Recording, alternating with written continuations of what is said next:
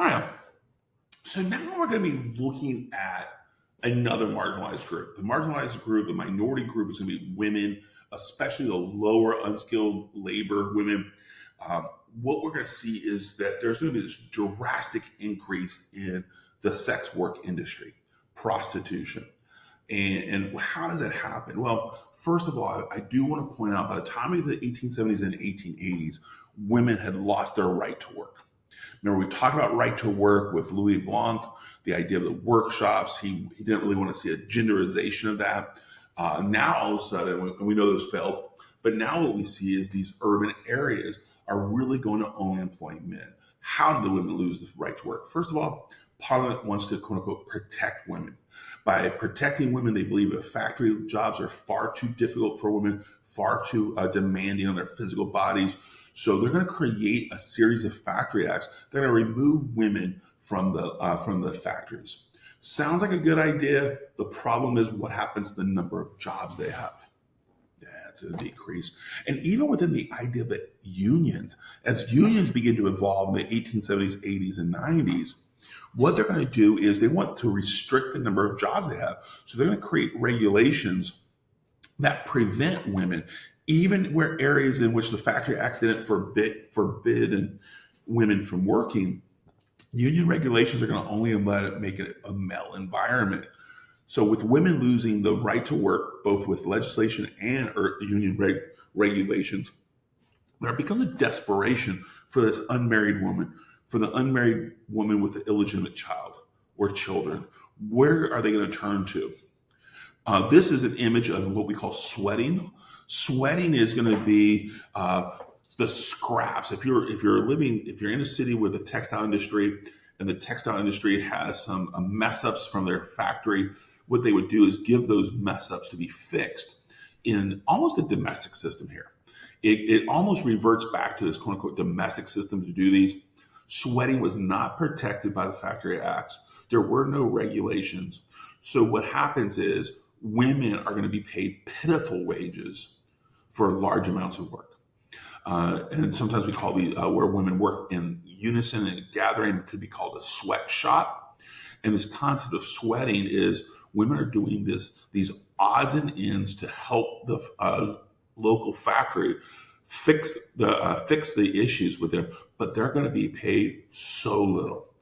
And really, with the growing demand in this consumer culture, now the question is, what do we do? And this is when the younger unmarried women begin to they're living at the subsistent level. They're thinking about survival. There's a sense of desperation, and that's where we see the development of prostitution. Here's a Victorian prostitute home. We can kind of see what's happening there. This idea up on top, you see they're quote unquote gentlemen. And then now they're quote unquote slumming with the women. They're being tempted. There's a lot of misogyny that's going to be brought into this, and we'll see that in a second. As we see a great increase in prostitution, there's also going to be an increase in venereal diseases or STIs. STIs. And the two are gonorrhea and syphilis. We begin to see this influx, and Parliament is facing a public health issue. Now, a little side note, members of Parliament, MPs, as they're away from their home, they're going to participate in this sex culture. They're going to be the ones that catch syphilis and gonorrhea as well. And now they're looking to blame people. They want to fix it. So now I want to understand that there's a bias here. Parliament, all men of the upper classes are now, quote unquote, slumming it with these women, enjoying their time, yet they're catching these STIs. And now what are they going to do about that? What do? They face a public health crisis, and now they're going to try to fix this. And how do they fix it? With the Contagious Disease Act. The Contagious Disease Act is, this is more me, I guess, giving you my opining, if you will. Contagious Disease Act is a disgusting act. It allowed for untrained government officials to perform intimate inspections of suspected prostitutes. So this opens up the door for almost any unmarried woman to be identified as a prostitute.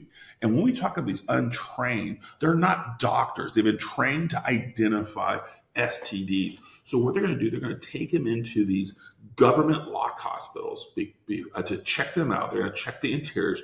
And we begin to see, this is where the government begins to what extent are they protecting public health, and to what extent are they sexually assaulting women? And if you wanted to look at some of the documentation, I do encourage you, if it's something you're interested in, definitely look at. This is where, so now all of a sudden, a male-dominated government is not punishing the consumer of prostitutes because they look like them. They actually might be them. So what do? They want to focus on the workers, on the marginalized group, on the people in which are going to be able to turn into whores. They're going to turn into propaganda to identify that these are temptresses. And all of a sudden, that misogyny, it's not my fault that I caught the disease. It's her fault. I couldn't control myself. Almost as if this is almost a modern witch hunt. And what we see here, this is the reaction. Josephine Butler, and I know that I always like to call them the Shrieking Sisters. This is where we begin to see this Ladies National Association. The reason they call them the Shrieking Sisters is because they would locate themselves right next to these lock hospitals. These lock hospitals are where the prostitutes or women who had contracted venereal diseases, this is where they're being treated. And in addition to being treated, they're going to be preached at. They're going to be called whores. They're going to be shamed. They're going to be told that their life is worthless, and the only way they can have worth is if they make themselves right. And Josephine Butler was really taken aback about this. She's a middle-class woman who begins to realize that the government is assaulting women, marginalizing women. So she and her Shrieking Sisters would stand outside the lock hospital and they would talk about what was happening. They wanted to engage people into talking about the effects of the Contagious Disease Act, the evils that are being done to women.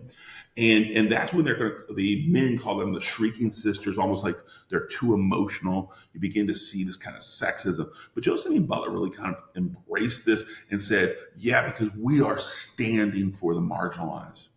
And the law finally does get repealed 15, 20 years later. But reformers began to realize the only way for women no longer to be marginalized is if they gain universal suffrage. And this creates what we call the first wave of feminism, coming out of the Contagious Disease Act, led by Josephine Butler, the idea that the government is representing only male interests. The first wave of feminism will really be focused on suffrage, universal suffrage. And that's where we're going to pause here just to talk a little bit about that. I hope that makes sense.